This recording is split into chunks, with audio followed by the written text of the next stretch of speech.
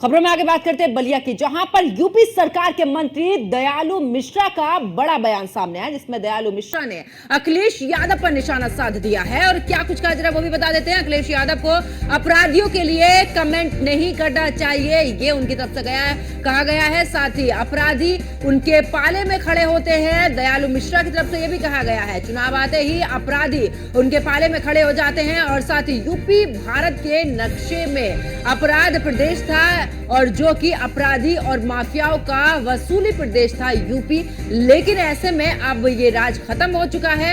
इसी के साथ आपको बता दें कि अपराधी जीरो से इस दौरान पैरेलल सरकार चलाते थे। और आपको बता दें कि दयालु मिश्रा की तरफ से तमाम यहाँ पर बयान दिए गए, जिसमें से यह भी कहा गया कि घर से निकलने के बाद ये गारंटी नहीं होती थी कि आप लौटकर सकुशल वापस घर आएंगे। और व्यापारियों को भय रहता था वसूली के लिए कब उनके पास फोन आएगा। अब हमारी बहन बेटियां सुरक्षित हैं, यूपी में कानून का राज है।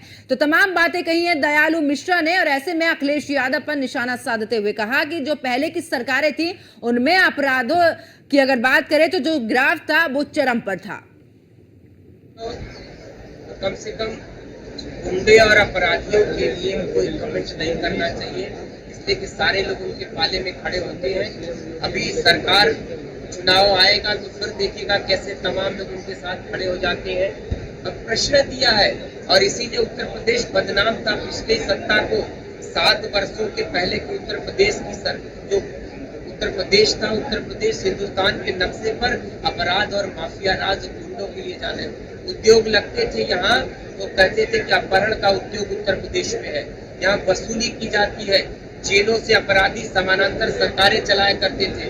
लेकिन आज उत्तर प्रदेश में आपने देखा कि ग्लोबल इन्वेस्टर समिट में पूरे हिंदुस्तान के 41 लाख करोड़ रुपए का इन्वेस्टर उत्तर प्रदेश में आया है उद्योग के लिए। तो देश के व्यापारियों का, उत्तर प्रदेश के व्यापारियों का भरोसा इस सरकार पर है।